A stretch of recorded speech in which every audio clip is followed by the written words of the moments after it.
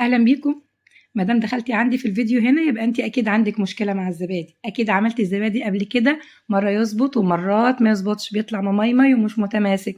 واكيد كمان اتفرجت على فيديوهات كتير قبل كده وشفتي طريقته سهله جدا ما فيهاش اي افتكاسات، ولكن في تكه اعتقد محدش قالك عليها قبل كده.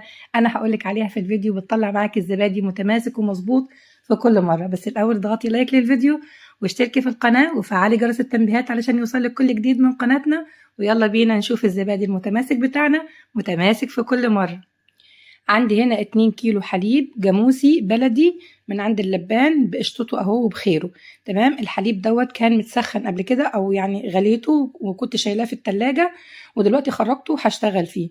بشيل القشطه من عليه. انت لو حابه الزبادي بتاعك كامل الدسم سيبي القشطه في الحليب ما تشيلهاش، واستخدمي بقى حليب جاموسي بقري، حليب علب، اي نوع حليب ان شاء الله هيظبط معانا في الوصفه بتاعتنا دي بالتكه اللي انا قلت لك عليها. هاخد القشطه دي، انا بعمل بيها حاجات كتير فبحب اشيلها يعني، ومش بحب الزبادي بتاعي يبقى تقيل وكده يعني.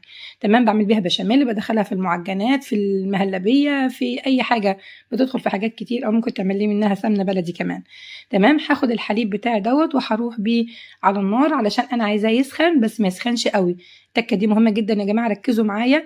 يسخن يبقى دافي زي دمع العين. طول ما هو على النار بتفضلي تقلبي فيه كده بمعلقه كبيره علشان تضمني ان هو يعني ايه، يسخن كله مع بعضه مره واحده.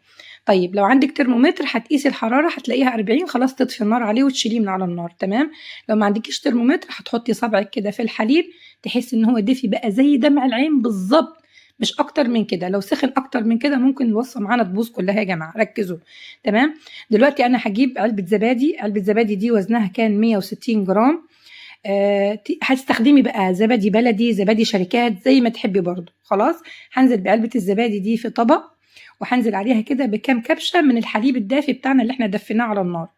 عايزه اقول لكم ان علبة الزبادي دي والله كانت ب 13 جنيه، يعني سعرها يعتبر غالي. احنا كده لما نعمل الزبادي في البيت هنوفر جدا جدا. خلاص. هي قبل كده كمان كان وزنها 200 جرام، صغروها وغلوها بقت ب 13 جنيه ووزنها 160 جرام. ركزوا معايا برضو في الخطوة دي. هقلب علبة الزبادي كده مع كام كبشة الحليب اللي انا نزلت بيهم، نقلبهم كويس جدا وننزل بيهم في الحليب بتاعنا. طب ليه ما نزلناش بالزبادي على طول في الحليب؟ علشان انا مش عايزة الزبادي يبقى محبب جوه الحليب، يعني انا عايزاه يبقى كريمي وممتزج تماما مع الحليب بتاعي. والخطوة دي مهمة جدا واكيد انتوا شفتوها قبل كده عند ناس كتير.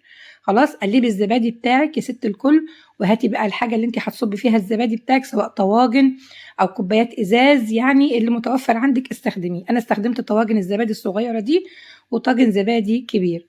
والتكه اللي انا قلت لكم عليها يا جماعه وهي دي مهمه جدا جدا جدا، وهي اللي هتخلي الزبادي بتاعكم يظبط ان شاء الله في كل مره، ان انت تعقمي الحاجه اللي انت هتحطي فيها الزبادي دوت، سواء طواجن او لو كوبايات ازاز هتغسليها بميه سخنه كويس جدا، ميه سخنه بتغلي.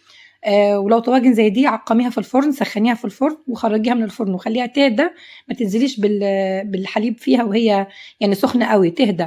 تمام. اول ما تهدى كده تنزلي بالحليب بتاعك في الطواجن. صدقوني التكه دي مهمه جدا جدا جدا، وهي اللي بتخلي الزبادي بتاعك يظبط. تمام.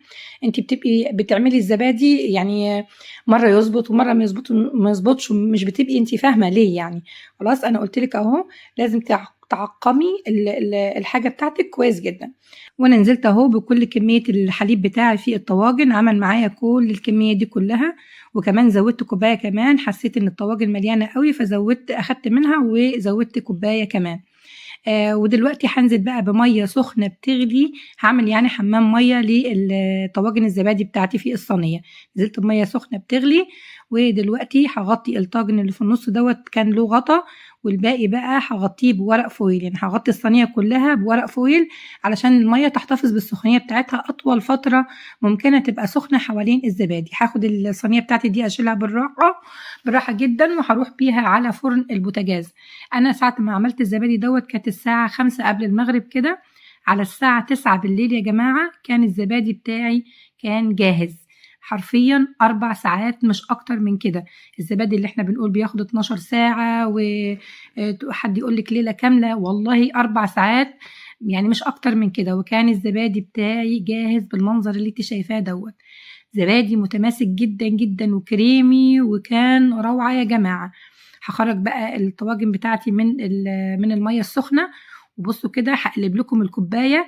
المفروض ان الزبادي دوت لسه ما دخلش التلاجة كمان، يعني لما بندخله التلاجة بيزيد تماسك، لكن انا حبيت اوريه لكم كمان قبل ما يدخل التلاجة. شايفين الكوبايه يعني، وتعمدت ما اقطعش من المقطع دوت اي حاجه ولا اقص منه اي حاجه. بصوا على ايدي فتره طويله ولا يعني اي حاجه حصلت له. تمام، هتخلص كده من الميه دي تماما، وهرجع الطواجن بتاعتي في الصينيه تاني.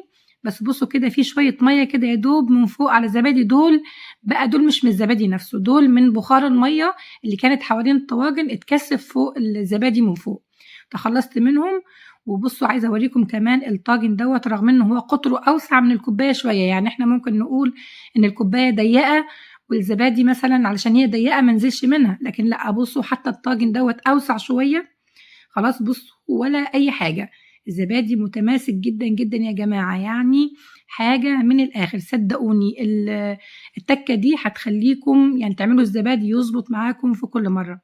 غطيت الطواجن كده بألمونيوم فويل عشان ما يلقطش اي ريحه من التلاجة، ودخلته التلاجة وسبته ليله كامله، واحنا دلوقتي تاني يوم الصبح. همسك لكم دلوقتي، انا اوريكم الطواجن الصغيره ووريتكم الكوبايات، دلوقتي هوريكم الطاجن الكبير. الطاجن الكبير طبعا فيه كتله كده من الزبادي، وزن كبير، يعني ممكن اقلبه يقع عادي يعني من التقل، ولكن حتى الطاجن التقيل دوت الزبادي ما وقعش منه. اتمنى بقى الوصفه بتاعتي تكون عجبتكم، يا ريت تجربوها وتكتبوا لي رايكم في الكومنتات.